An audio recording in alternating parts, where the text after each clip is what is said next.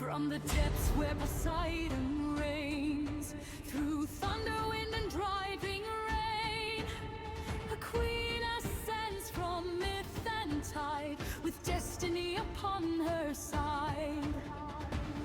Horizons, sirens sing, ancient legends awakening. Across the seas her banner flies, beneath the ever-watchful skies. Hear the oceans roar her name, hear the storm winds fan the flame. Every harbor, every shore knows the queen forevermore.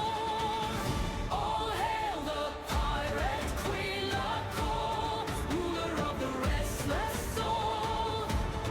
Through the darkness, through the foam, every sea becomes her home. All hail the pirate queen, La Coal, fearless heart and heart of gold.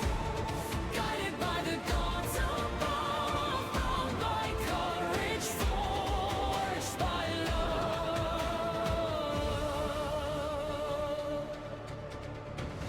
Past the cliffs of marble kings, past where ancient eagle wings circle over treasure lost, she sails onward, counting no cost. The trident rises from the sea, a blessing for her destiny. The stars of Olympus brightly glow, lighting every path she'll know. Raise the sails, raise them higher, feed the storm and feed the fire. Raise the sails, hear the call. The pirate queen will conquer all. All hail the pirate queen, La Coal, master of the tides that roll. Every legend yet untold lives within her heart so bold. All hail the pirate queen, La Coal, queen of silver, sea, and gold. From Olympus to the deep, their eternal watch she'll keep. The sea remembers, the gods approve. The pirate queen, La Coal, sails on.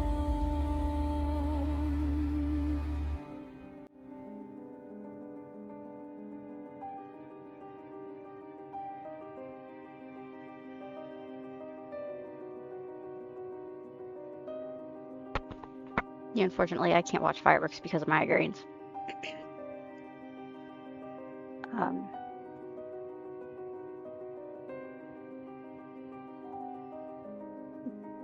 right, I gotta change thingy. Here we go. There we went. But I hope you enjoyed them. Although you can probably hear them in the background, but I can't actually go and watch them because I knew you couldn't shoot them off, but I didn't know you couldn't watch them. Yeah, because they're so loud and so bright, I get instant migraine.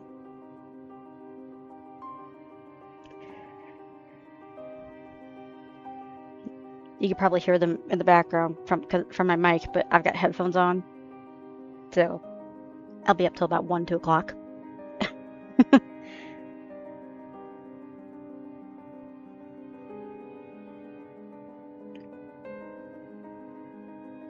Yeah, that migraine I had that year was bad, and I do everything I can to avoid it.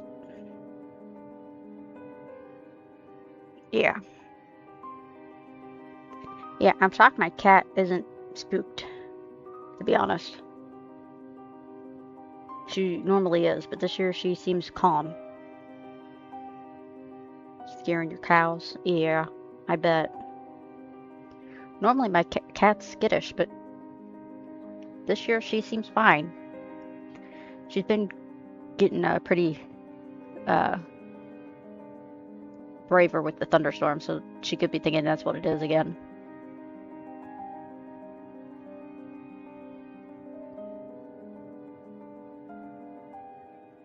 I went ahead and read ahead of, uh, which I already did the fourth arc, as you probably seen, but I read forward in some of the fifth arc just to see what all was there, and everything seems okay, so we're going to go ahead and stream the fifth arc, which is the last arc.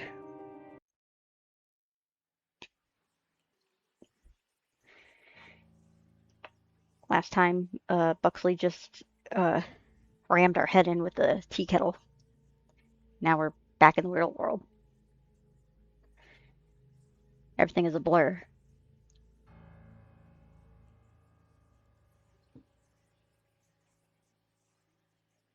Nauseating whirlpool of kaleidoscope colors dancing across my eyes at all times. One second I'm relishing in a strange veil of nostalgia, of long-lost moments of intimacy, of glimmering pinpricks of happiness where my heart had felt truly content. Then everything is washed away in a deluge of mind-numbing anguish and pain. So much pain. It comes and goes in waves as my mind remembers it, replays it. All those moments of fear, of panic, those final seconds before my eyes close in death. Sometimes craving it, craving an escape from the pain running up and down my arms and legs, choking my lungs. I can't get away from it. Curled up on the couch, face shoved in a pillow, willing everything away. I can't eat. Can barely even move. Takes everything I can, just dragging myself back to the bathroom to dry heave when a particularly intense wave of nausea passes through me. My body shakes as though feverish. My skin burns with it. Sometimes cold, sometimes hot. But always prickling with knife-like snips and snaps as I struggle to calm my rampant thoughts. How many times had I died? I have no idea. Every time I close my eyes, I'm given another glimpse, another flash. Bloody spears shoved through my gut. Scissors snipping through my skin. Knives chopping through bone. Red, so much red. Red of my insides. Slipping and slopping as they slide out of me. Around me. Smell of myself cooking. No matter how hard I press my face into the pillow, the images won't stop.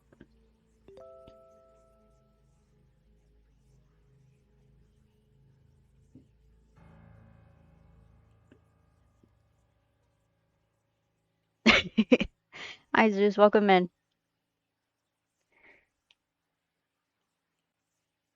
The smells, the sounds, the coiling trundles of panic. I stay there all day, just lying there shivering, sometimes crying. I was wondering what happened. Turns out you're banned in my region. Are you serious?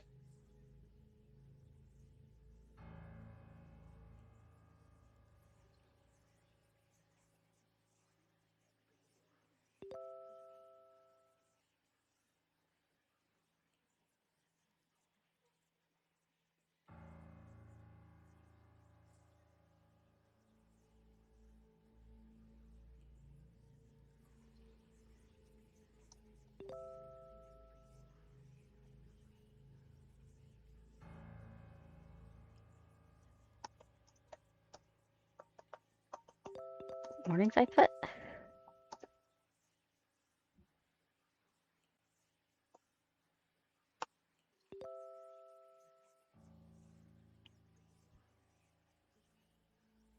Happy Force.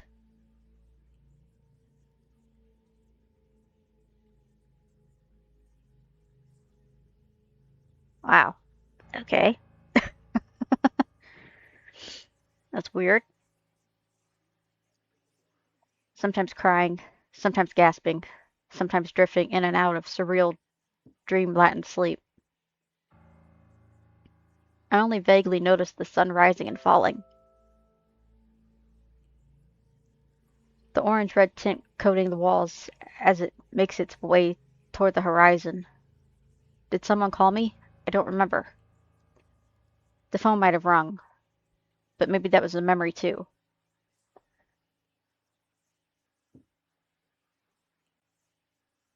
A melody plaguing my dreams.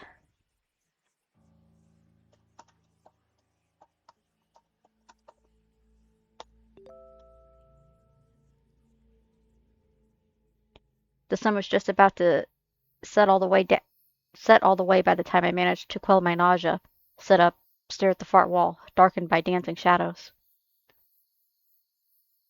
I clumsily shoved my glasses onto my nose. Thirsty. I need to drink something. Wow. Get some fluids into me or something. God. I stumble into the kitchen in the dark, pour myself some water. It tastes like gunk. What time is it even? I glance around for my phone, realize I left it back in the bedroom.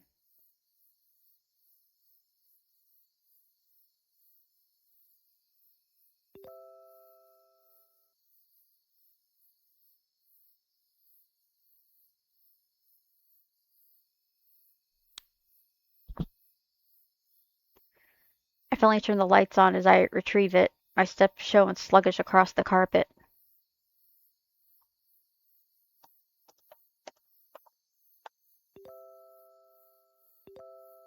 7:31.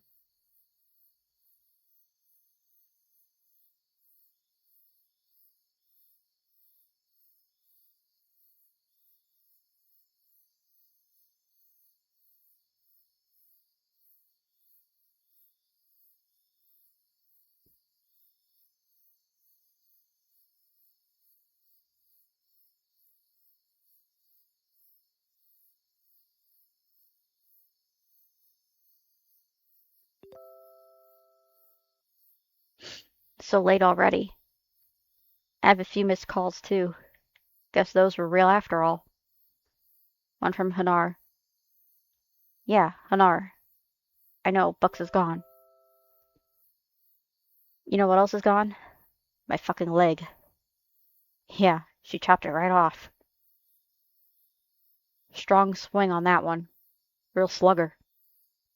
Sorry if I'm not in the mood to talk about it right now. But now Bucks is plugging my thoughts. The squelch of her axe as it cracks open Genzo's head. The way her arms tremble as she squeezes Orlem's neck so tight his eyes had begun popping out. The blood staining her hands after she smashed Gidget's face into veritable mush. I bring a hand to my forehead, feeling the cold sweat forming across my hairline. Then turn my attention back to overly bright screen of the phone. Hunter's call isn't the only one listed. There's also one from Genzo. Only a few hours ago. No message, though. Genzo had never called me before. Well, I mean, he certainly called me before, just, like, not this weird. Whatever this is. Series of events. Unending loop of death. Eternal hellscape. I pause for a moment just staring at his name. Could it be that he remembers too? There's something simultaneously comforting and terrifying at that thought. But I do my best to fight down the rising whirlwinds of discomfigure in my belly as I trudge back to the couch. My thumb only hovers for about 10 seconds before I manage to mash it against the call button, wondering.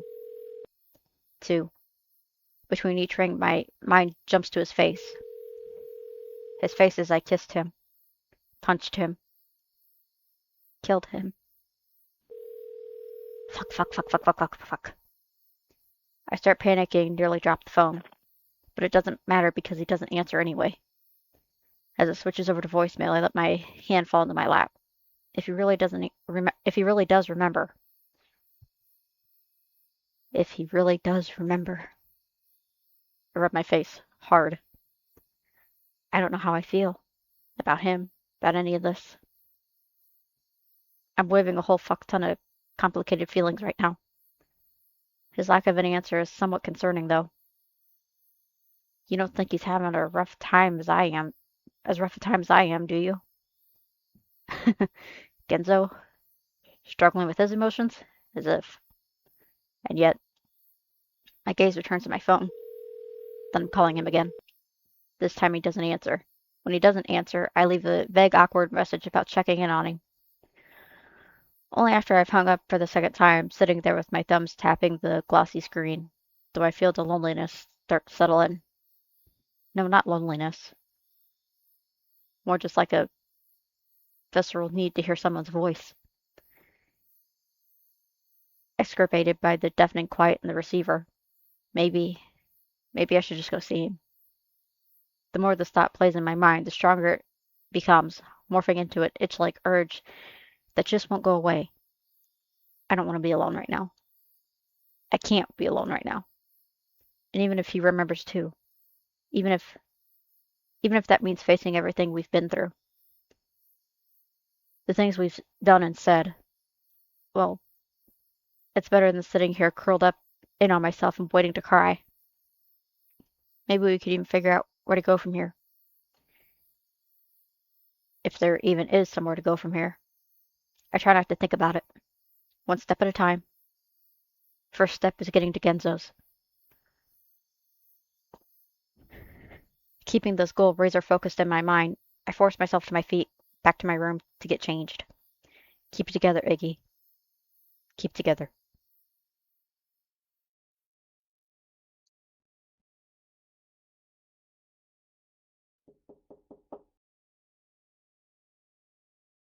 Genzo?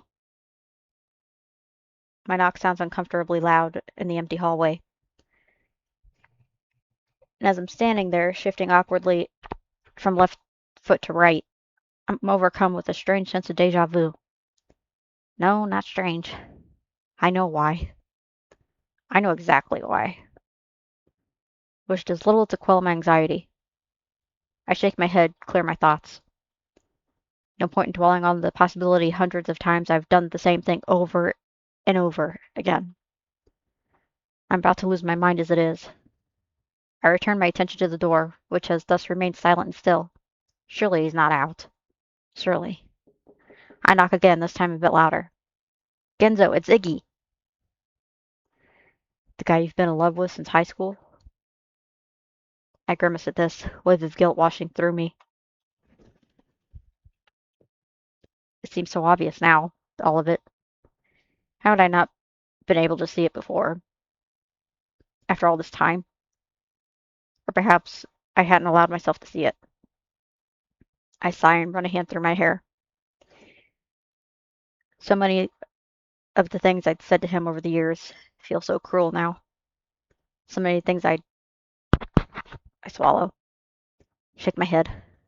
This isn't the time to be wallowing in self-deprecation. Genzo still hasn't answered the door, and it's making my stomach clench in increasingly tighter knots. Genzo, for fuck's sake! This time my knocks are sharper and purposeful and tinged with impatience than I remember. I freeze for a moment, knuckles still poised just shy of the wood, then scramble for the ring of keys in my back pocket. That's right. That's right, that's right. We traded spares years ago. There's no one I'd trust more with the key to my inner sanctum. The memory sends another needle-like jab of guilt through my heart. But I focus on the positive, the key. It's there hanging, it's there, hanging, there between my folk spare key and my mailbox key. Quiet and unassuming, having never been used. I shove it promptly into the lock. Push open the door. Genzo! I say almost as an afterthought as I walk inside. It's dark. Of course it's dark. This means nothing. So I flick on the lights. Look around. It's a strange feeling, seeing his place. It's not the first time I've been here. I've helped him move way back in the day. And I visited once or twice after moving back from college, when I'd still feel guilty about not staying in contact much during school. But that had been years ago. Looking around his place now feels somewhat surreal. with the cocktail of emotional trauma currently curling in my brain. It's neat and clean and sparse. Not a single item out of place or left astray, just as it always been, though perhaps excluding the sort of quiet loneliness to it that hadn't been there before. Genzo? I try again, though my voice is less confident this time, unsure. He's not in the main living area, nor the kitchen. When I don't see him in the bedroom either, I really do start to think he's absent entirely. I pop my head in the bathroom, take a look around, turn to leave, then stop. The shower curtain's half pulled back, revealing a spot of green in the tub. Takes me a moment to realize it's not an abandoned towel. Genzo! I stumble forward, knees dropping to the tile. He's there, like a little ball rolled up in the tub, arms hugging his belly and his eyes barely cracked. Genzo! My voice hitches. I give his shoulder a hurried shake. He recoils at the touch, tries to turn away. Genzo, what's wrong? Another shake. It's then that I notice him shaking, his whole body trembling with it. Fuck. Genzo, it's okay. I'm here. I'm here. Okay? I try tugging at his shoulder, getting him to turn towards me, but he just shoves me away. Genzo, you can't. Can't what? Can't freak out? Why? 'Cause I need him? The dependable one? He always knows what to do next? My shoulders sag, a long, slow sigh pushing past my lips. Let's get you out of the tub, yeah? I reach again, gentle this time, but he still shoves my hand away, curling in on himself even tighter. Genzo, come on! My voice comes out sharper than I meant to, and I see Genzo wince. His fingers are clutched so tight to the fabric of his sweatshirt that his knuckles have gone white, tears pulling at his eyes before giving with a shudder and dribbling down his face. Fuck, fuck, fuck, fuck, fuck. But I need to get him out of this damn tub. So I rise to my feet. Oops, okay. So I rise to my feet, grab giant fistfuls of his sweatshirt, and yank.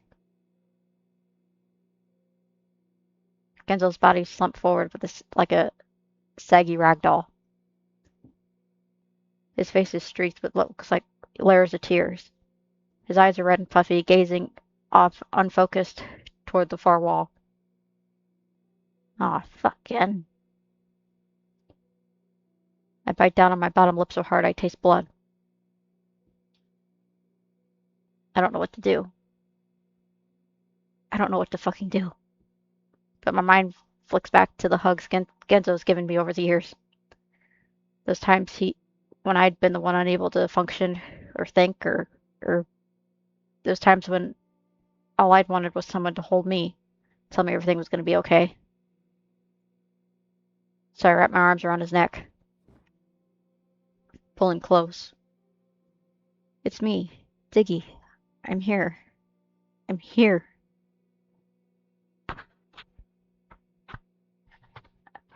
I clutch my fingers into his sweatshirt, pressing my nose and face into his hair, the curls tickling my cheeks.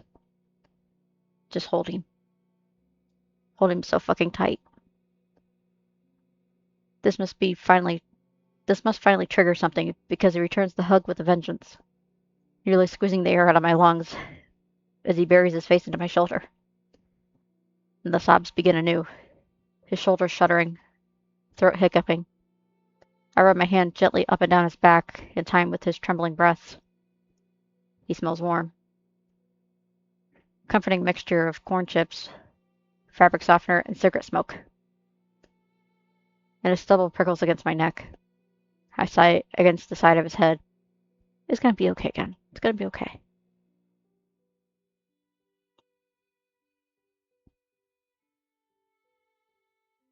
Five minutes later, I'm finally managed to free him from the confines of the tub. His form now slumped against the oversized like an oversized sack of potatoes on the couch. I grab a blanket folded up on the nearby chair and wrap it around his shoulders, hoping it might provide some level of comfort as I scrounge around for food. Then it's to the kitchen where I can only hope he has something edible, and preferably something appropriate for an emotionally compromised individual, too, if such food even exists. After pursuing the cartons of leftovers in the fridge and the array of frozen pizzas in the freezer, I moved to the pantry.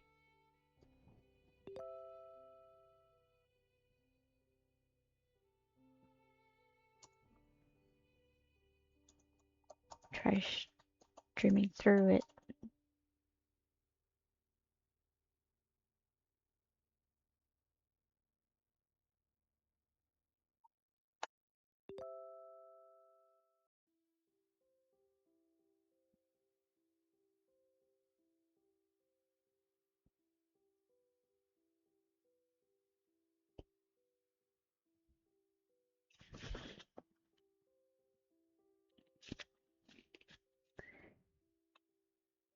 How old are you?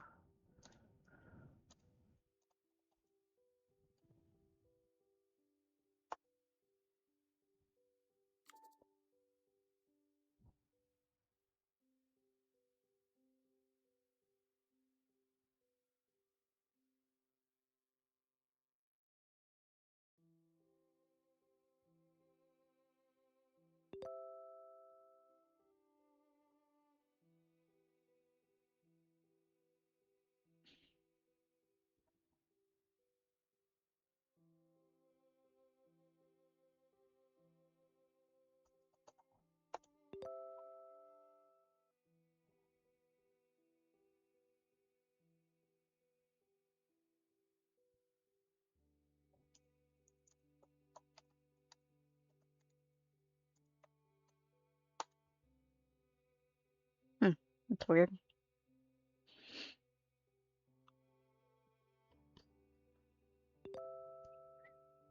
After pursuing the cartons of leftovers in the fridge and an array of frozen pizzas in the freezer, I move to the pantry, where I catch a glimpse of a can of chicken and dumpling soup.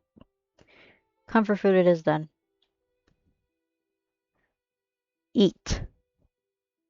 The soup adequately warmed, I place the bowl in Genzo's lap. He doesn't move. Genzo, you need to eat something. I see his shoulders slump, his gaze turning vaguely toward the bowl sitting on his legs. But still, he makes no move to touch it. I'm not letting him wallow away his misery without something in his stomach. He needs to eat. And if that means carrying for him like a sick patient, then so be it. With a little sigh of exasperation, I grab the bowl back from his lap, careful not to let it spill. Then raise a small spoonful to his lips. Open. Nothing. He just sits there like a bump on a log, gaze vacant. Genzo, please. Then half a beat later, for me, I see Genzo blink, his eyes flickering upward with a little twitch. Finally, he gives a little grunt, his mouth opening a fraction of an inch. Thank you. I ladle it in carefully, watching him slosh it in his mouth, swallow. He doesn't even bother pretending to look in my direction. His face is gray and sallow. His hair is a frazzled mess, and already boulder-sized bangs are forming beneath his eyes. I raise another spoonful. It takes less prodding this time, his mouth cracking open the second the metal touches his lips. There you go. I wipe the dribble that makes its way down his chin. You, called me earlier? I don't really know why I asked it. To make conversation, perhaps? But I don't expect him to answer, and he doesn't. Just grunts. I bring another spoonful of soup to his mouth. I was in a pretty bad way, too, this morning. I pause, and he sips it up. A little, down the mouth, as my dad would say. I laugh to myself. Genzo doesn't return the sentiment. Grimace as I return my gaze to the soup. He always said weird things, though. Another spoonful. He slurps it loudly this time. Anyway, I'm sorry for everything that I missed your call. My fingers tighten around the handle of the spoon and sync with the knot in my stomach. I wasn't there for him. I've never been there for him. I've never been there for anyone. I let the conversation trail off into silence, focusing instead on the soup. Genzo just keeps staring at the far wall.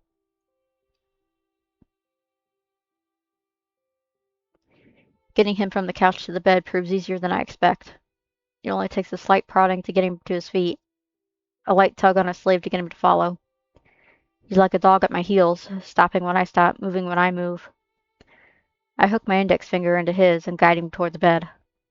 Get some rest, yeah? You'll feel better in the morning. A grunt of affirmation as he sinks into the mattress. I watch him for a moment, just lying there, covers to his chin. I shudder to think of the images plaguing his thoughts. Worse than mine, no doubt. Thinking about it summons a wave of nausea in my belly, so I try to push it from my mind. I'll, be in the other room in case you need anything. I scratch my head, then my calf. Start to turn away, only to feel a tug at the hem of my shirt. I look back to see Genzo's finger hooked into the fabric. He's got his face half buried in the blankets, jaw tight. I stand there silently. He lies there silently. Then finally so quiet I almost don't hear. Stay? I swallow so loud it feels like it echoes off the walls. Squeeze my eyes shut. Open them again. About a gazillion flashes of memory shuffle across my mind like a deck of cards in Choose Your Trauma Poker. Stay. In the end, though, my heart wins out. The part of my heart that still warms at the thought of his arms around me. That aches at the intimate moment we'd once shared, despite the feeling like a lifetime ago. Sure, again, I'll stay.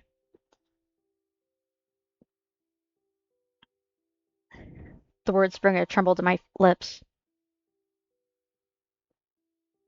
I sit down cross-legged at the head of the bed, rear end sinking into the cushion of the mattress. His hand finds my ankle, fingers folding softly atop the fabric.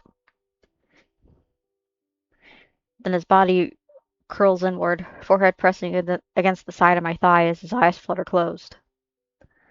I watch him for a moment in curious silence.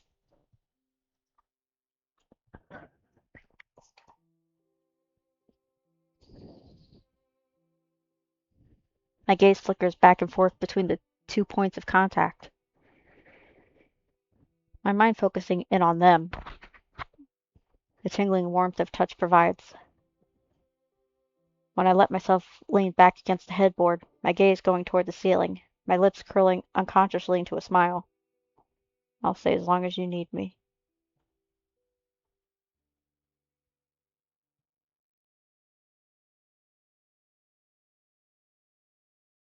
I eventually fall asleep, though the sleep itself isn't particularly restful. By the time I wake up around 3 in the morning, I've slid halfway down the headboard. By that point, I managed to find a strewn shark plush on the floor and position it behind my head for a bit of extra support, after which I drift back off into a dream-ridden sleep. Next time I open my eyes, it's a little after 8. I rub up my eyes with a muttered hum, gaze off in confusion in my surroundings. I'd lost my glasses at some point. They're on the floor next to Genzo's slippers. And after lobbing them somewhat clumsily back onto my nose, I start to make a bit more sense of up it from down. Oh yeah, Genzo's apartment. With the man himself still snoring away beneath a tangled mass of covers next to me. I scratch lazily at my neck and I take in my surroundings. There's a sense of dreamlike surrealness left to all of it.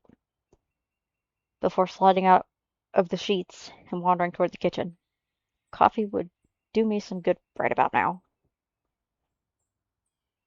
It only takes about 5 minutes battling with Genzo's coffee maker for the reassuring sound of it starting hits my ears.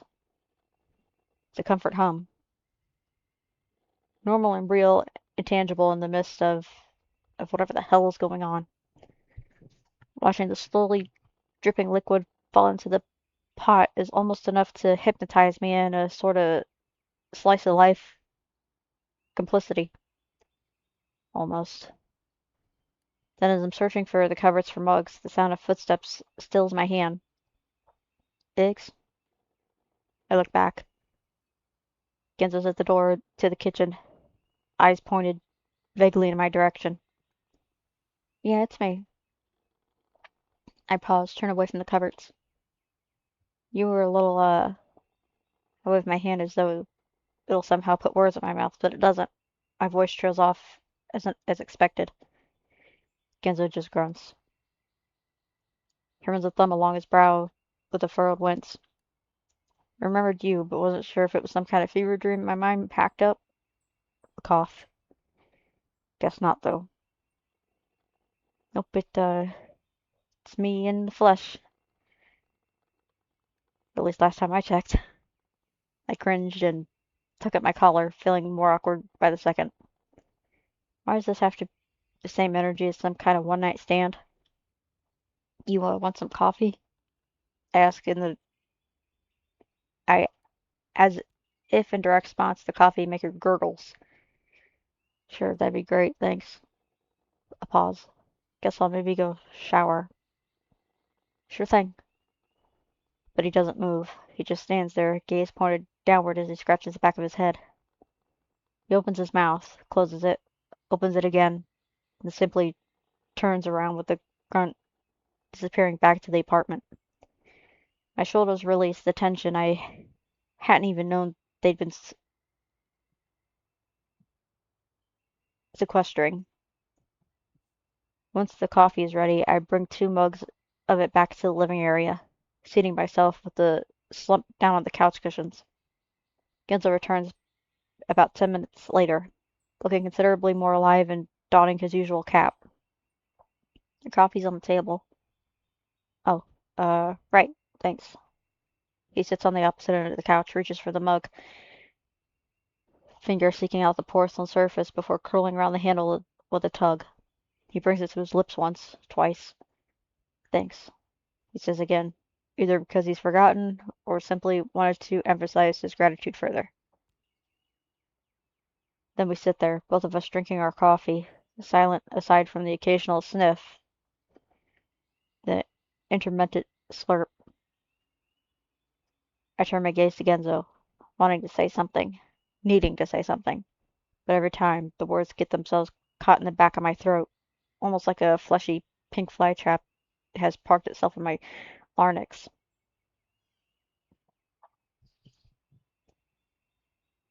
Genzo's the first to finally speak. The suddenness of it makes my hands jump. I'm, gonna assume that you, too, I blink, shift my legs. He doesn't finish, but I don't expect him to. Yeah, I simply say. He winces. Pretty crazy.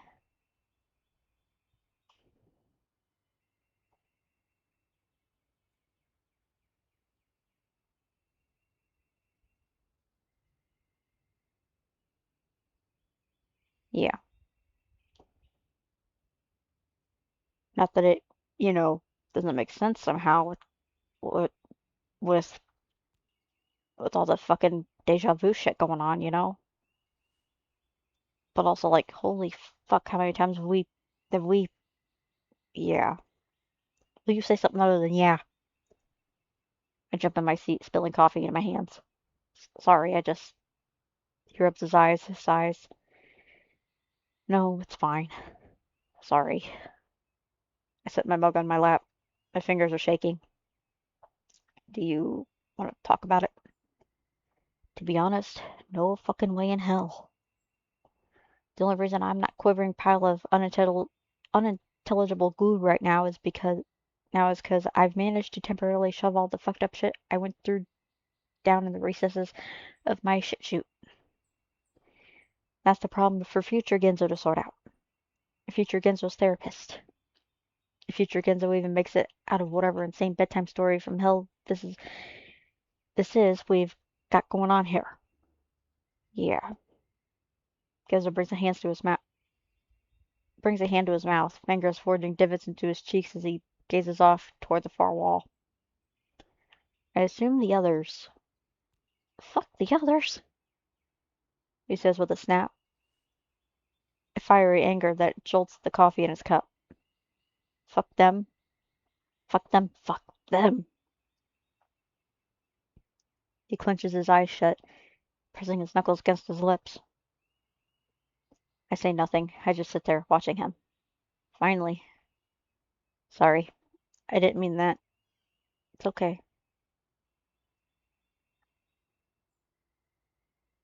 I just. His knuckles are so tight around his teeth that I worry he'll break the skin. But he eventually eases off, traces the tears at the corner of his eyes.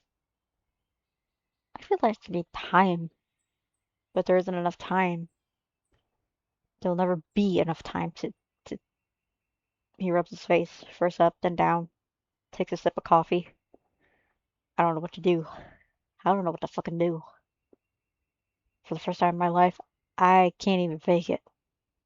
I just stare at him, waiting for him to continue perhaps, but he doesn't. I turn my gaze back to my coffee, watching the rising steam marble in the air. We need to go back. I say it without really thinking. As a matter of fact statement. The one thing amongst all the questions we have about what's going on, about the horrors we're experienced, about us, the two of us, and what happened between us, what we even fucking are, where we even wanna fucking go from here, where we should go from here. The one thing we can be sure of. I trace my thumbs around the rim of my mug. Something changed. Something is different. Something broke. I don't know. I don't have any idea what's going on or why or anything, but there must be a reason, right? Pause. And I just think this might be our only chance to fix it. Another pause. If there even is a way to fix this. Yeah. Genzo finally says, though his tone is begrudging. Because he knows. I know he knows. And he knows I know that he knows. That shared acceptance that something is calling us there. And that something will keep calling us there. Whether we remember the loops or not, things aren't gonna just stop. Not before we've fixed what we started. Genzo's hand is resting on the couch cushion next to him. I'm not sure if it's anxiety plaguing my stomach, the feeling I need to reassure him, or perhaps something else that I'm not quite ready to admit yet. But I find myself reaching out, hesitant to enclose his knuckles with my palm. Give his hand the slightest of squeezes, his fingers soft between mine. He gives a small start, then his gaze turns in my direction, his eyes wide at first before softening. His lips press into a tiny smile as he clenches his thumb tight against my fingers.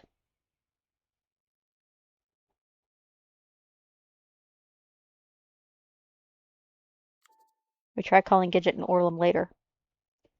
I'm not entirely sure why, as we both know it'll be no use. Sure, things may be a bit clearer now, but that doesn't mean things have changed completely.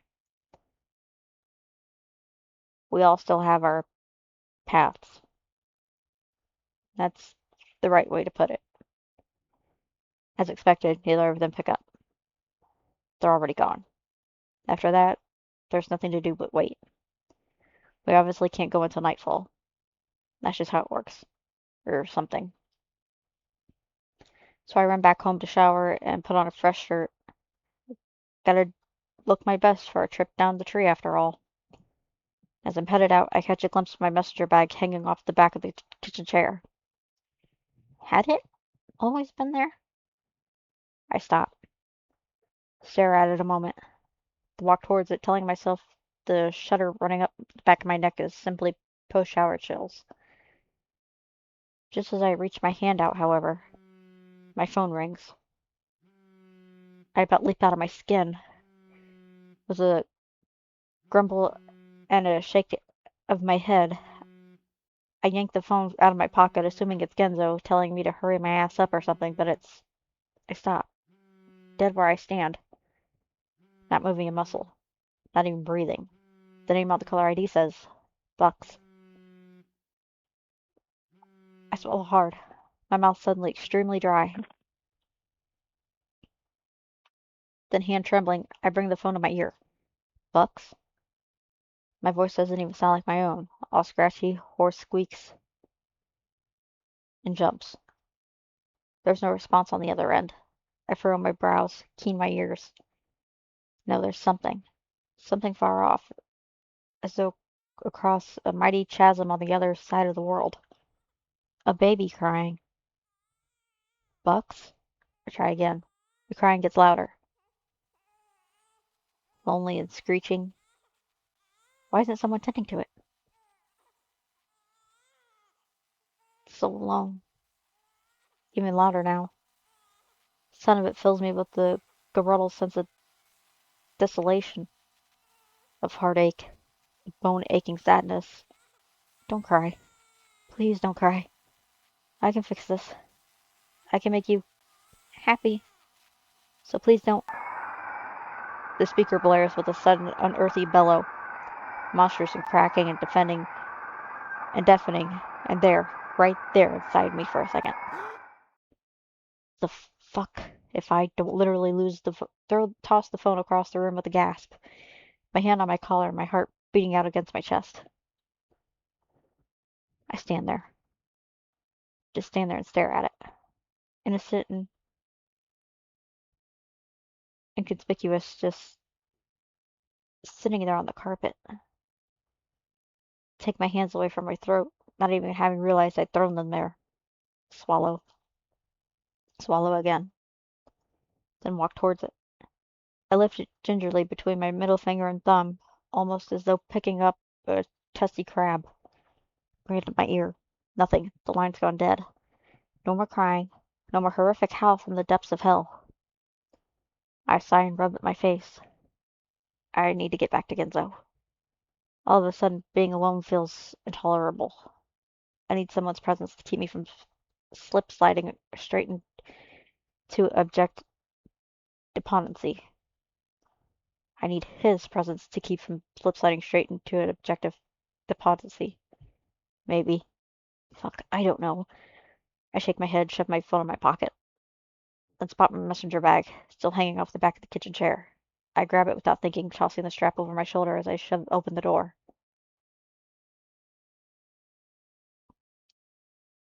Genzo's smoking on the couch upon my return.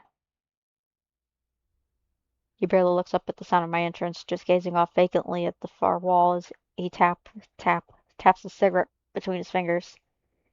Bits of ash decorate the coffee table beneath his trembling hand, and I see 3, 4, 5 discarded butts on the small pile next to the still full glass of water I'd left with. I step forward.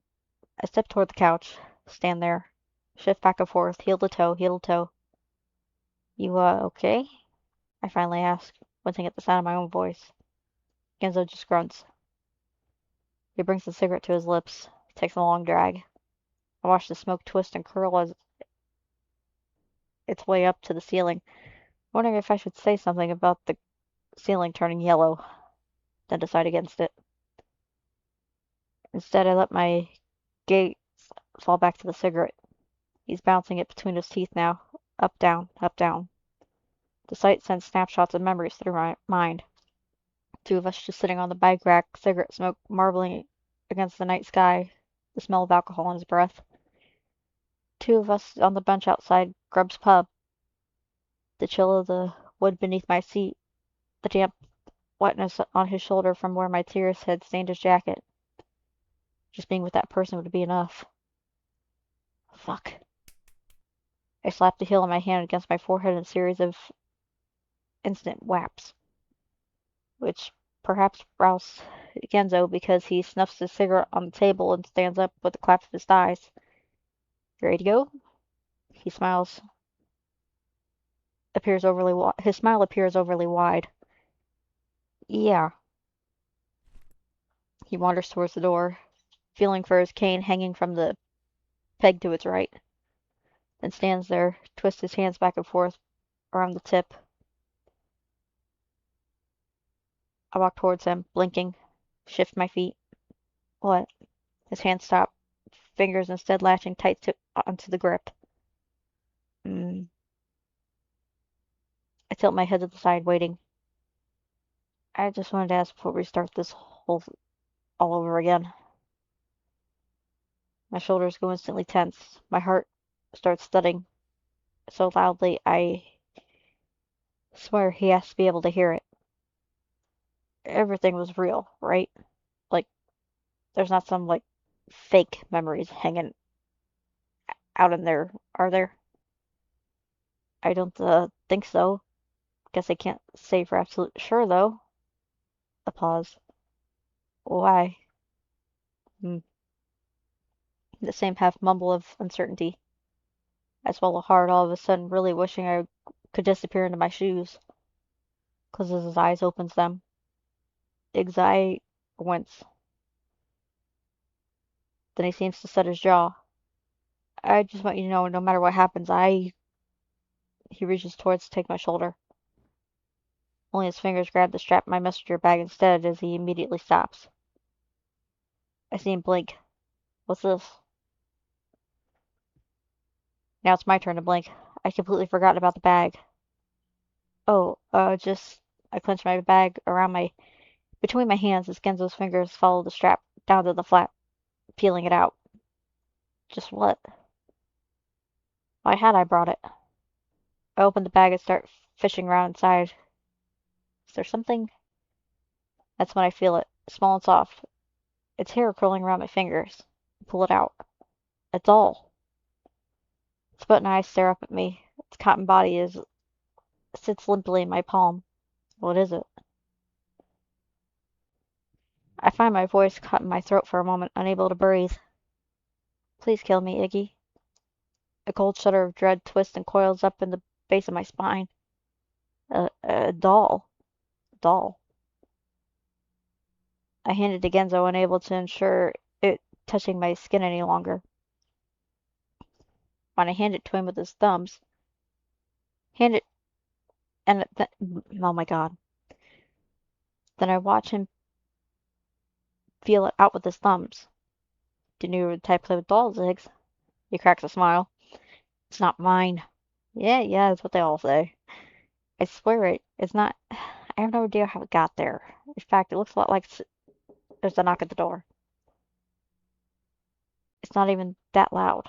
But the fact it's right next to us, right at the moment where our nerves are doing who the fuck knows what makes us both jerk backwards like we've been electrocuted.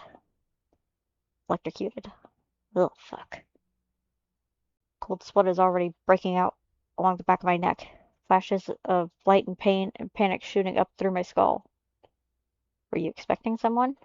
I eke out, throat tight and trying to sound normal.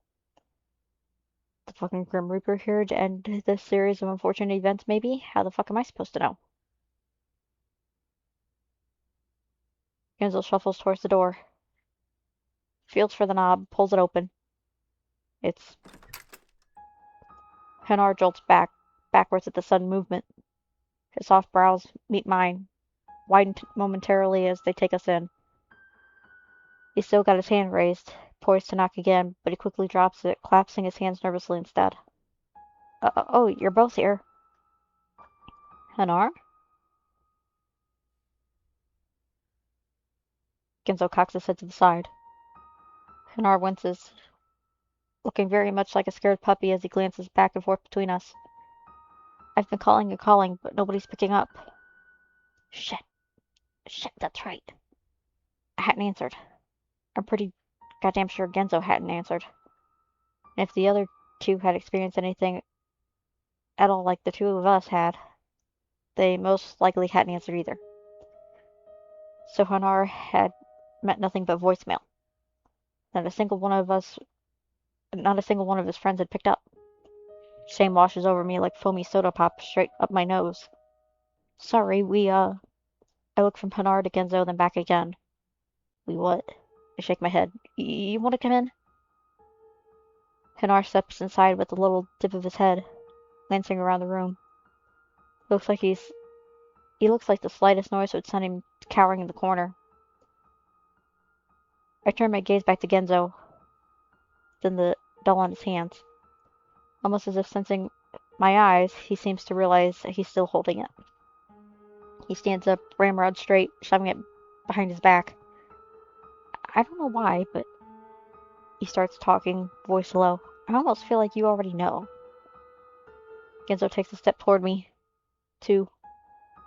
That's weird, right? Like, how could you know? Self-deprecating laugh. I can't sleep, can't eat. I can't even cry anymore. It's like I'm in some kind of horrible nightmare I can't wake up from. Genzo dives towards me in an attempt to return the doll to the bag. Between my surprised jolt and his hairy prods, however, he misses the bag entirely and shoves the doll down the back of my pants instead. Hanar chooses that moment to turn around. He blinks. Gaze flicking between me, Genzo, and Genzo's fingers still clutches the hem of my pants. I tense. You're... Hanar's brows furrow. My brows twist. Going after her, aren't you? He takes a step toward, eyes quivering. My shoulders sink at the release of the built-up tension and Genzo pulls away. Neither one of us says anything. I don't know what's going on, but I just want her back. Hanar curls his arms around his chest, fingers digging into his skin. It's all my fault. Now he's shaking. Would you tell her I'm sorry? It's not your fault, Hanar. I finally say, voice catching in my throat. It is. The sudden sharpness of his tone catching me off guard. I feel my heart give a jump. It is. He says it again. You don't understand, Iggy. She could have been someone great if it weren't for me. I've done nothing but hold her back. Now I'm not sure what to say, so I stand silent. Even Genzo doesn't have a kind of quippy response. She was my best friend, and how did it all come to this? I just don't understand. He brings his hands to his face, arms trembling. I feel like I need to do something, so I take a step towards him and bring a hand to his shoulder. Hanar, it's not... I pull my hand away, then place it back. I don't know what to do with it. It's really not your fault. None of this is. It happens. I should have been more adamant. He grabs the front of my shirt with an abrupt jerk. She's always been forgetting to take them, you know. And I knew she hadn't. But she was so excited. We both were, all hyped up for the campus tour. And her hearing back from the club about playing for them. Everything just seemed to fall into place, and as he trails off, he lets himself slump forward against my chest. I feel myself becoming more and more uncomfortable by the second. I throw myself a completely pointless glance at Genzo, then bring an awkward arm around Hanar's shoulders. So just tell her I'm sorry. A sniff. Tell her I want her to come home. Another sniff. Then we'll figure things out, work this through. I bite down on my tongue, heart heavy. We will. Iggy. Genzo hisses and I see him cock his head in disapproval. What? There's no point in hiding it. I throw my arms out with a shrug. I guess. Hanar finally pulls away, wiping his nose with the back of his arm. Thanks. He looks up, down. I see his brows furrow, then pop up. He begins pulling at his collar. There's a flash of silver as he pulls something off from around his neck. Take this. I hold out my hand and he places a small leather corded necklace into my palm. A single pewter charm hangs from the end, two axes crossed in front of each other. I'd be lying if I said my heart didn't skip a beat. Well, what's this? Our good luck charm. She has mine. A pause. If she still wears it. I twist the dull silver between my fingers, taking in its sign. Why axes, though? Oh. Henor laughs, bringing his hand to his head with a sheepish grin. That's mostly an inside joke from our D&D days. She was always the berserker in the group. Quite the handful, too. You don't know how many of my carefully laid out plot lines she completely obliterated. You guys play D&D? I blink. Yeah. Here's the back of his neck falling. Gaze falling. We used to do a lot of things. I started to realize how little I actually know about the two of them. They always felt a bit removed from the group somehow, doing their own thing. But not exactly unexpected. Kind of hard to have romantic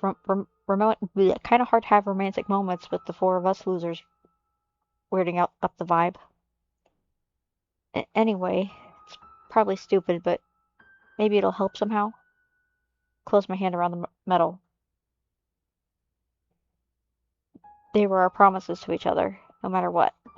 We keep fighting for our dreams. I squeeze it into my palm so tight, the edges cut into my skin.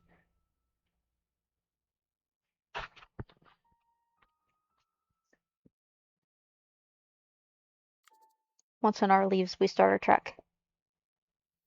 It feels strange, walking down the path again, past the dark houses, the buzzing streetlights.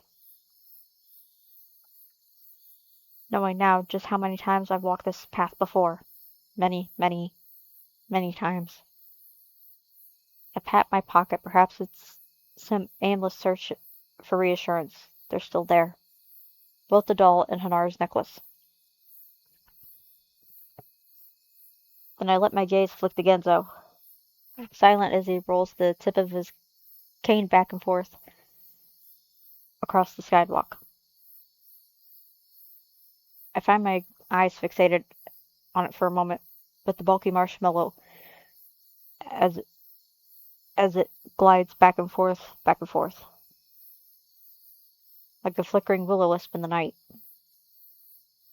It keeps anxiety in my stomach at bay, holding back jittery thoughts about what awaits us, and where we'll both stand after all this is over. We're quiet as we walk. From one street to the next, the meandering path towers my old house, just south of the outcropping of woods, and somehow hasn't been built over even after all these years. Palm is starting to tingle. A pinprick like scratching that jumps from one nerve ending to the next. It makes my fingers twitch. I bring my hand up, curl my fingers inward, embrace it. Genzo comes to a stop first. When I glance over, I see why. Familiar gap between the houses, the empty lot with its grass and tufts, dandelions, and that looming shadow in the woods beyond. We're here, aren't we? He asks. We are. The words we've spoken before, but it doesn't matter. Why seek out new when the old will work just fine? You scared out of your fucking mind, or is it just me? I'm scared too. They really need to bulldoze this fucking boss to the ground. Genzo sighs and trudges forward. I expend the energy for a short jog to catch up, then fall into step beside him. We reach the trend threshold as the gust of wind whirls up and under my shirt, sending goosebumps across my back. This time, we don't even stop.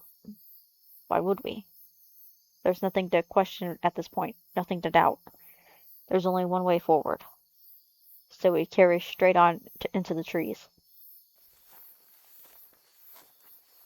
The air instantly cools. It's a damp chill, the kind that sticks to your skin and weighs down your chest. I press forward through the scattered brush, using my hands to keep from walking face first into a tree. I hear Genzo's cane whipping through the grass and snapping against the bark behind me. I barely pay attention to the way I'm going, but it doesn't matter. I end up there anyway. I could turn around and walk straight the fuck back out, and I'd still end up here at this point. It's inside me now. I can feel it, swirling up within me. Like one of those cartoons where the smoke turns into a beckoning hand, curling up beneath my chin and guiding me forward. I close my eyes and simply follow. Colder. Snips and snaps prickling the hair on my arms, my heart echoing off my rib cage. Now the feeling is traveling up my neck, caressing my cheeks, coiling through my hair. A gentle touch, cool and sweet as it welcomes me back. I come to a stop. I don't even need to touch it this time. I know we're here. Genzo's cane whaps against my ankles and he stops too. Hi AJ, welcome in. Happy 4th. How are you today? Hope you had a good holiday. I'm not gonna say anything about the weird ass maternal vibes I just got there for a sec, okay? Shit's weird enough as it is. I say as though I didn't literally just bring it up now. God damn, I really never stop talking, do I? How have you not, slapped me straight across my mouth at this point? Again. Alright, I got it. Genzo takes a step forward through the brush, thumping his cane across the tree. Our tree.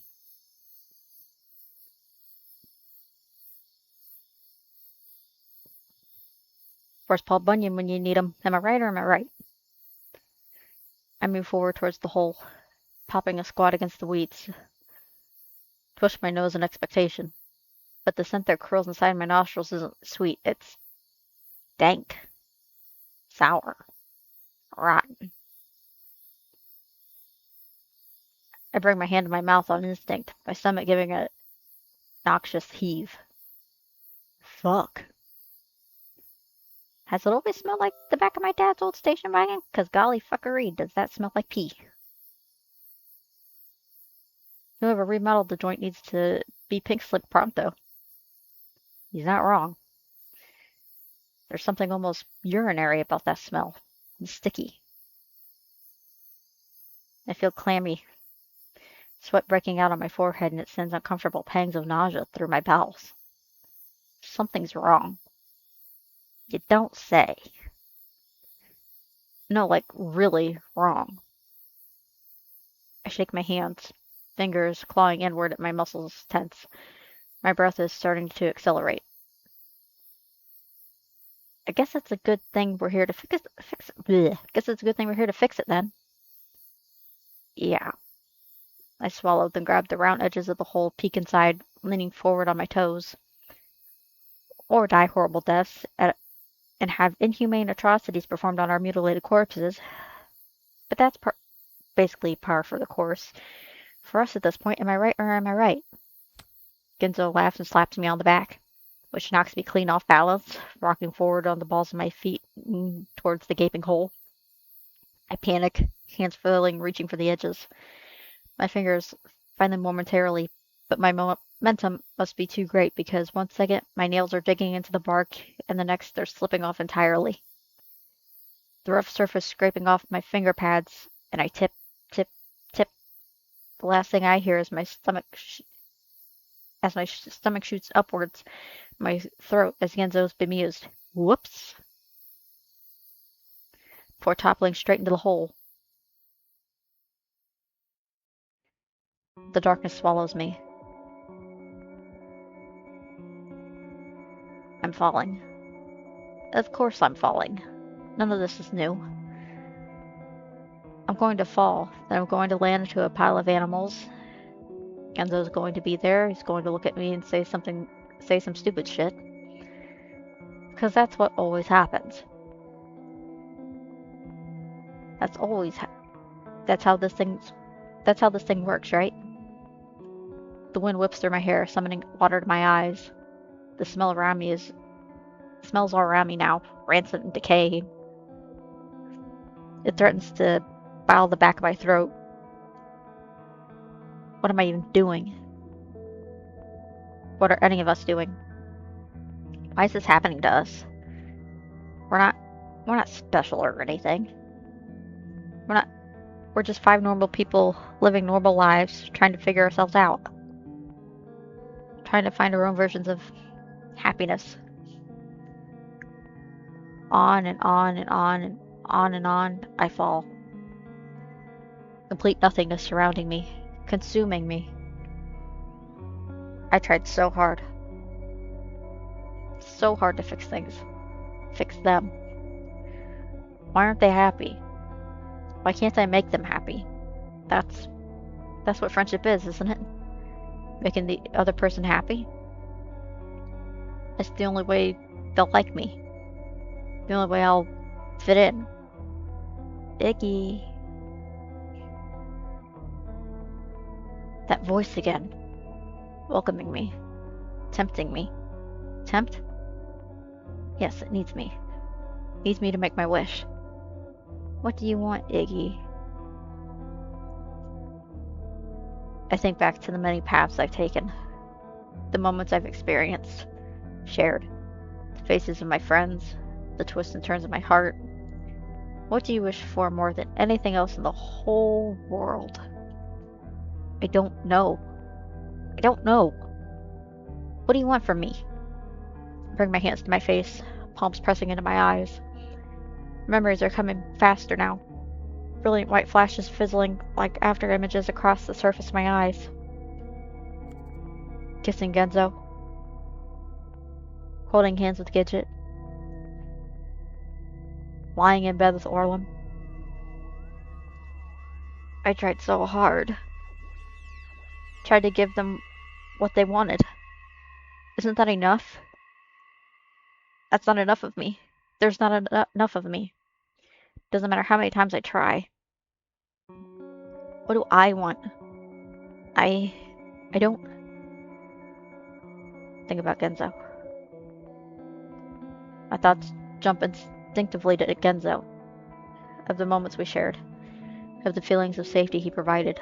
I do feel safe around him, like nothing could ever touch me. Place of acceptance. Where only the two of us matter. Of love? Maybe? The feeling of his arms around me. My head against his chest. I feel... God, I don't know. All of this is so confusing.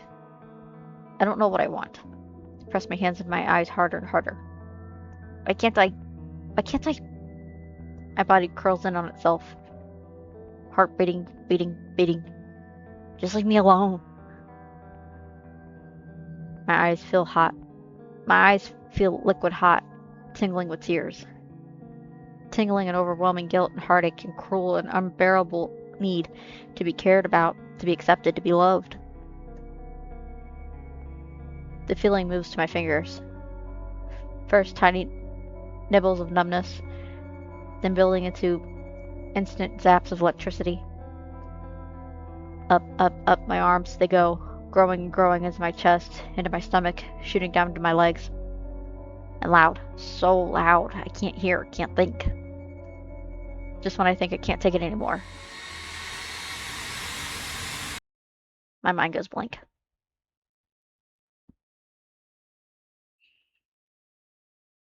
Iggy. There's something crunching below me. An itchy, chalky clump of something just jutting into my spine like a lumpy pillow filled with beans. Iggy. Damn, I'm so tired.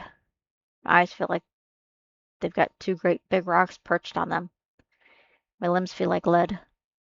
Awkwardly placed lead but lead all the same. Can't I get 5 more minutes? Maybe if I sleep long enough, I'll wake up and this will have turned out to be some grisly, trauma-inducing nightmare. Yeah, nightmare. My eyebrows furrow even in my lethargic half sleep. Nightmare I can't seem to fucking wake up from. No magical prince to kiss me and make all this go away.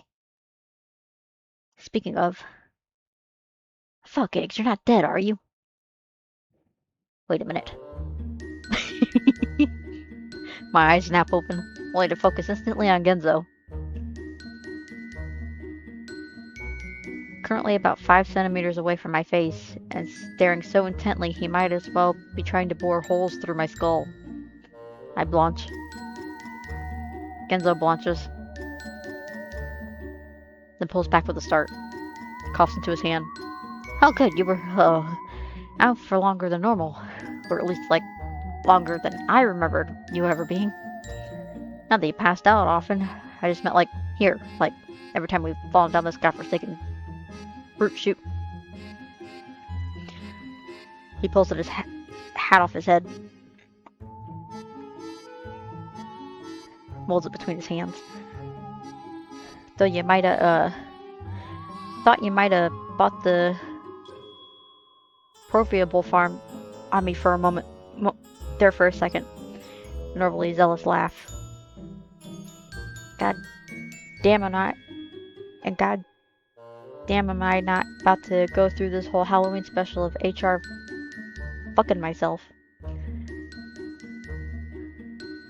bring a palm to my forehead, squeezing my eyes shut, then open.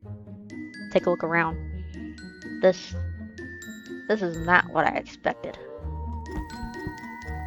I stand up so fast I nearly stumble forward on my knees, quivering like jelly. Whoa, what happened here?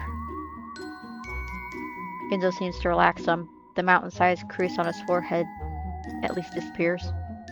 He tugs his cap back over his curls. Yeah, someone really went to town here, huh? Fucking postal. The cottage is well, it's not really, not anymore. Half burnt to the ground around us.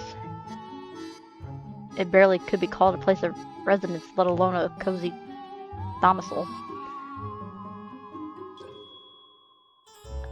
The once sweet and cheery walls are now ashen and charred. The furniture still remains, has been busted in half or chopped into scraps. And the roof, there is no roof. Stare up at the greenish gray sky, my stomach churning in on itself, the wind whistling through the blistered holes in the wall to play with my hair. Someone mad we didn't share the cookies we made? Someone mad we didn't share the cookies, maybe? Genzo kicks at the broken bowl lying in the soot near his foot. I don't respond in an attempt at a joke, instead turning my gaze to the pile of animals I'd just been lying in. The pile's still there, but they're a mangled mess of melted fur and plastic, splotchy charcoal stains decorating what remains of their once woolly forms.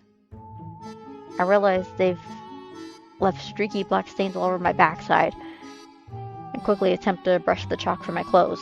Glad to see things haven't become too fucked up beyond all reason. After the great reveal. Wouldn't that be the shits, huh? But why would I take a step out of the cottage proper towards where the table used to be? Now all that remains in a circle of the floor where it once stood, the surrounding wood smeared with ash and grit. Why does anything that happens down here happen, Eggs? It's as inexplicable as my cravings for mayonnaise on pizza. I've learned just to stop questioning it. Genzo picks up one of the strewn chairs and gingerly places it upright. It immediately collapses in on itself. But this has never happened before. I spread my arms in empathetic persistence. Yeah, and we've never remembered what fucky wucky the little hellhole this is down here before either. What's your point? I let my arms drop. The anxious jitters in my gut have amplified 10 times past what I was feeling back on the surface. Yes, part of me had expected some things to be different, but this is... I curl my arms around my chest, feeling the crushing weight start closing in on me from all sides. What if this is wrong? What if we should have run for the hills? Gotten far the hell away from this place? What if this time things will be worse? So much worse. Hard to imagine given everything that's already happened, but somehow not a single bit of me doubts that this place could make that happen. And we just waltzed straight back down here of our own volition. I close my eyes, clench them. My chest is growing tight, breath already shallow on my lips. But a subtle touch on my shoulder jousts me back into reality. I drink back with a start. Hey, you okay? Genzo. I turn toward him, looking him up and down, his face taut with concern. Just anxious is all. I scratch feverishly at the back of my neck. You'd have to be brain dead not to be. When I don't return it, though, his smile falls. He blinks, looks at the ground, then pops his head back up. Hey, didn't I say however the fuck long ago that I'd be your logically sound knight? So you've got nothing to worry about, Sir Genzo the Gallant is back on duty. This does bring a twitch of smile to my face. Aren't you missing a sword or something? He points the finger to the sky, gaze going skyward. Points his finger to the air, gaze going skyward. It's at the shop. I'll have to make do with the brawny bouquet of my strong, manly arms for now. He flexes his arms upward. I bring a hand to my mouth to stifle a sudden snort of laughter. I can see Genzo's eyes soften in relief. I guess I could live with that. I wipe the spot of moisture out of the corner of my eye, then drop my gaze, suddenly feeling a bit shy. Thanks, Genzo. He grins widely. Hey, what a then stops, coughs, scratches beneath his cap. Finally, he claps his hands together in an overzealous jubilance. Anyway, let's vamoose this cauterized caboose before we all get lung cancer. And by we all, I mean you, since it's too late for me anyway. He trundles his way back towards the door, the only slight trouble bypassing the battered bits of burnt bric-a-brac along the way. Let's see just how fucked up this Miss Spaulding's playpace is, shall we? He brings his hand to the doorknob, twists, only for the entire door to simply collapse in on itself at the touch. He's left standing there with the slightly bronzed knob in his palm. He blinks, looks upward. Not how those things usually work, but okay. Feels like this whole thing could cave in on us any second, I muse as I wander over, almost as if on cue a piece of a crispy rafter remnant drops to the floor just to my right. I give a start, practically jumping through the empty door frame and out onto the path. Jumpy much? Genzo chuckles, following like a calm, rational human being. I give a nervous twitch and scratch my arm. Then turn my gaze to our surroundings. Outside, it doesn't look that different. The pink-hued trees are still there. The softly curved path leading through them. The tufts of grassy foliage on either side of the packed clay. But the sky, something's not quite right with the sky. Green and gray and choked with sickly veils of cloud. And the whole place is an eerie sense of stillness to it, of silence, calm. The kind that makes the hair on the back of my neck and arms stand up like porcupine quills. Wait a minute. Wasn't there supposed to be some kind of... With a jolt, the memory slams its way into the forefront of my brain. And I twist towards Genzo, grabbing his collar and pulling him up to his toes. The rabbits. The who and the what now? The rabbits. Where are they? They'll be here any second, and we're just standing out here like... I begin furtively scanning our everins, seeking out any sign of movement or stray rabbit spear, ears keen and listening for stomps. But there's nothing. I blink, beating in my chest. The eerie calm continues. Genzo brings his hand to my grip on his jacket, carefully extracting my fingers with only a slight touch of pink in his cheeks. Judging by the state of our childhood glad pad, I'd say that they were already here. He falls back down on his heels and smooths his front. Either way, though, not sure how much we'll be able to rely on our collective brain stains from here on out. Seems like a lot has changed down here, and none of it for the better, I'm guessing. Bring a hand to my hair in semi-awkward acceptance. He's right. He's always right, goddammit. I feel my heart racing, my heart start to slow down, and drop my hands with a sigh, only for a sudden rustle of the nearby shrubs to send my heart leaping back to my voice box. I take a startled step back as a rabbit comes lurching out from the brush. Genzo's arm comes out so fast it nearly slams straight into my ribs. He shoves me backward, going tense as the rabbit comes reeling forward towards us, breath labored, stilted, snarling, before promptly collapsing to the ground right in front of us. We could only share in confusion that the rabbit's prostrate form trundles the dust from his impact still painting the air. That's when I see the trail of blood. It's leaking from the rabbit's leg, a torn snarl of red, slicked fur, revealing a vivid stain on the strewn gravel. He's hurt. My head cocks to the almost instinctively, and I feel curiosity start tugging my feet forward. Eggs! Genzo hissed, snapping his arm back against my gut. And none too soon either. Because next second, a second rabbit leaps from the undergrowth. Lands on top of the other rabbit with a blood-curdling shriek, digging its muzzle into the downed rabbit's neck with a squelch. Genzo takes a shocked step backward, nearly sending me tripping over my feet. Then we watch. Watch as the rabbit feeds on its companion. Face is pale. Eyes wide and warbling. There's something eerily visceral about the sight.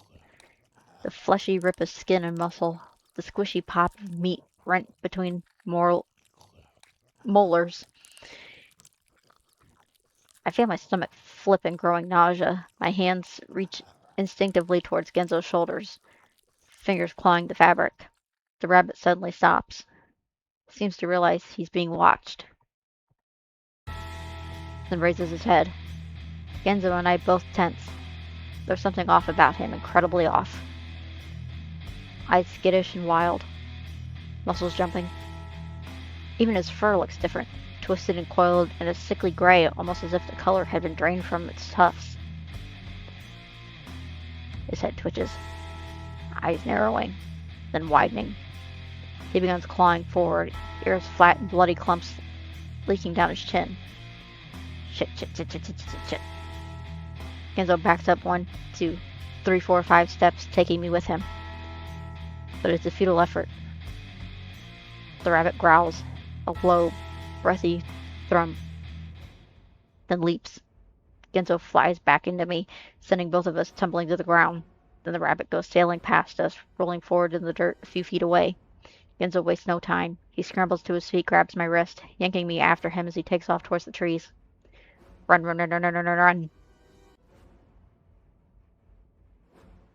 I don't have to be told twice, or once even. I go careening after him, feet pounding the ground, in time with my galloping heart. Into the trees, past the trees, around bark and twig and brush. I hear the rabbit give chase. I can hear his snarls, as though right in my ear. The thumping of his feet against stumps as he tears the forest behind us. I gasp out of breath, trying to focus on my legs, keeping them moving forward, powering forward. as ahead of me, Genzo ducks and dodges through the whizzing landscape of pink.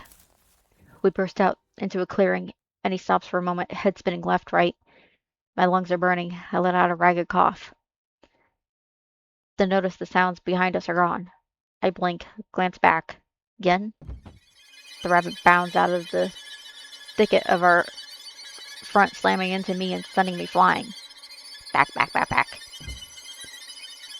Back into my spine cracks against the tree, ejecting the breath from me in a punctured airbag.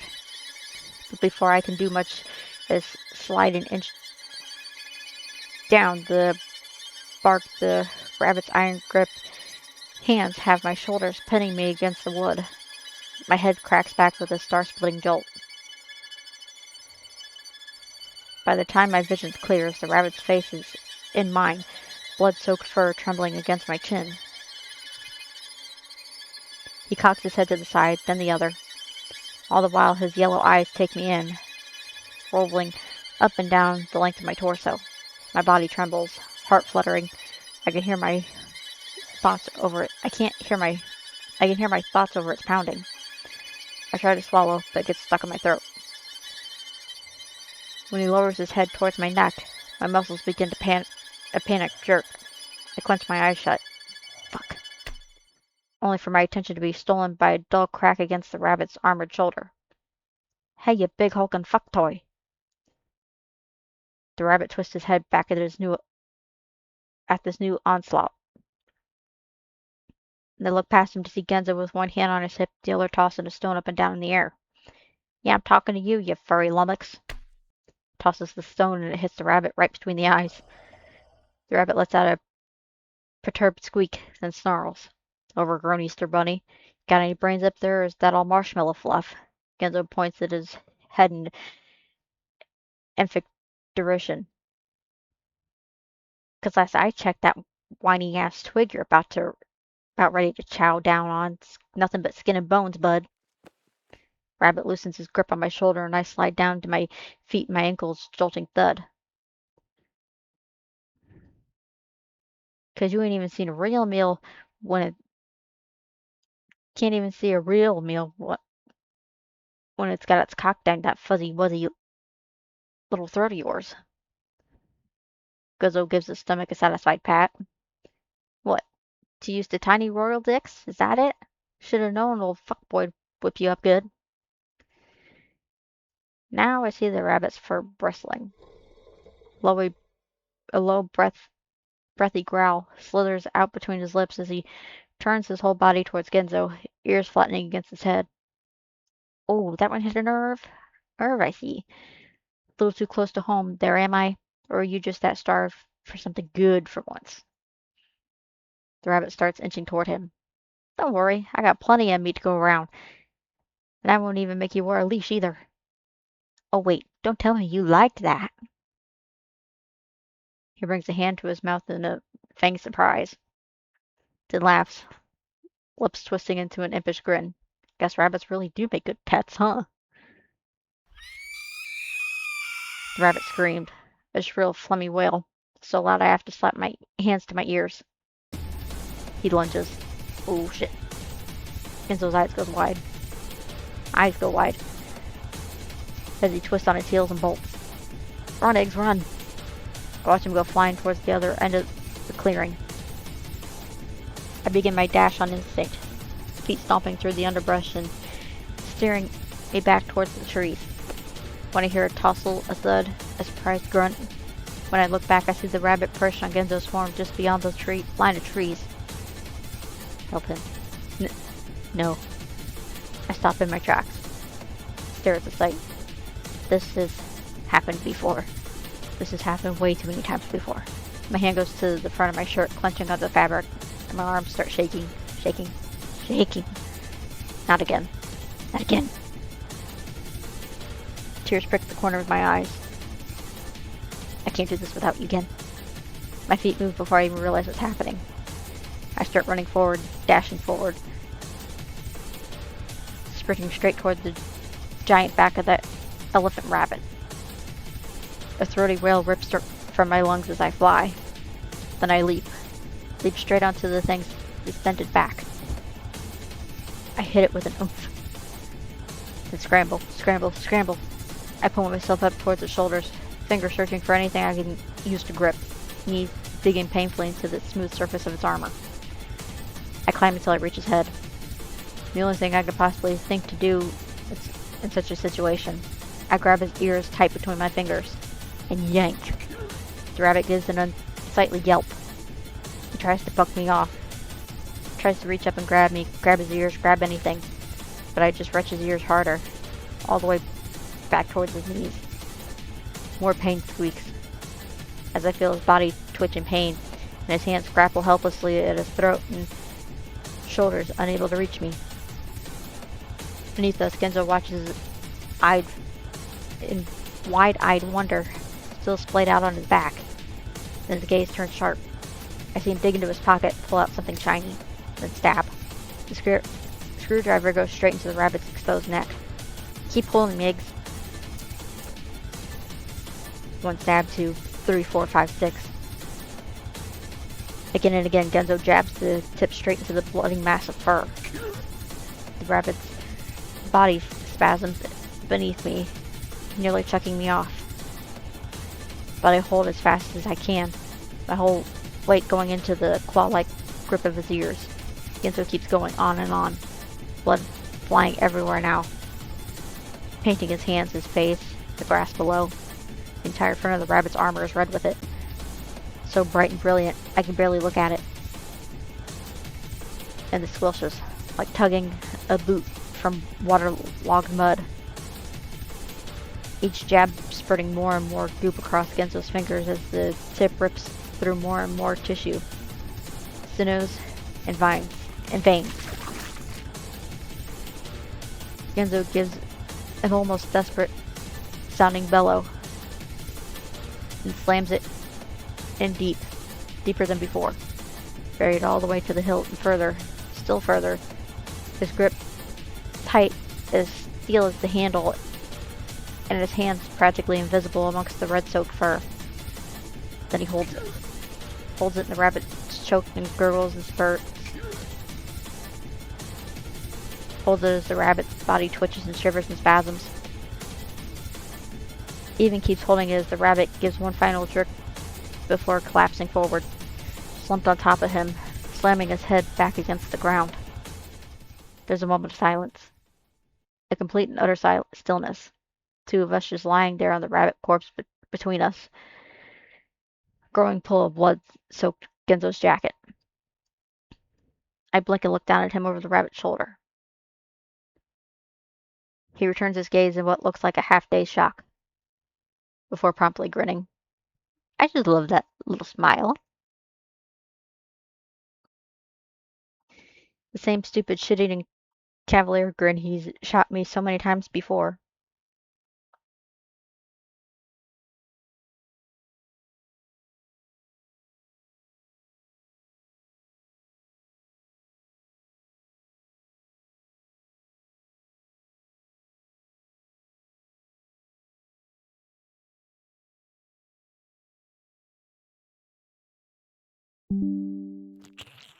He yanks the bloody screwdriver out of the rabbit's neck with a spray of red.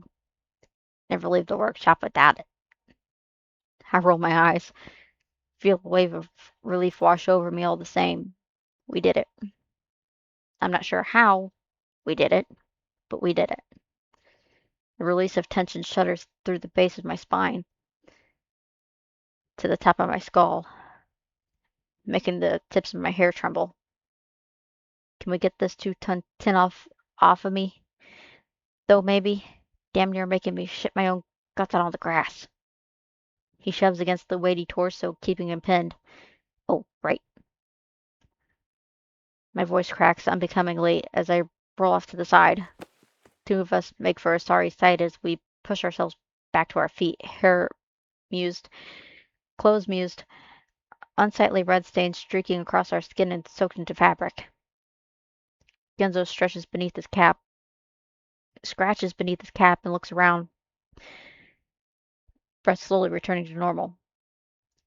I follow his gaze. Do you think there's more of them? Where murder rabbits go, more murder rabbits follow, or something like that.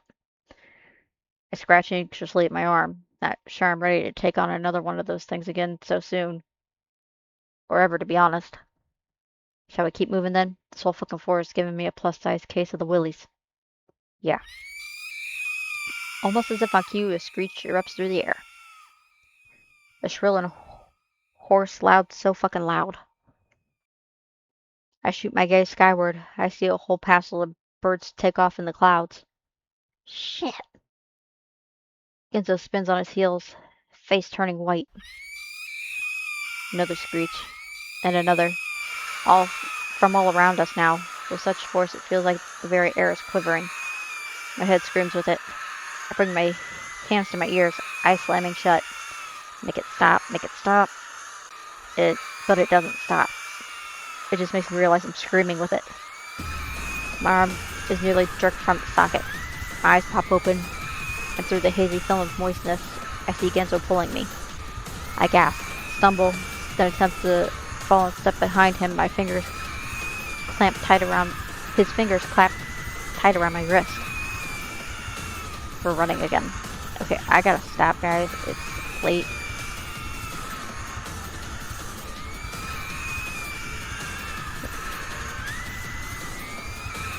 But thank you for joining me. I will see you guys next time. Likely tomorrow. And I will see you then. Bye-bye.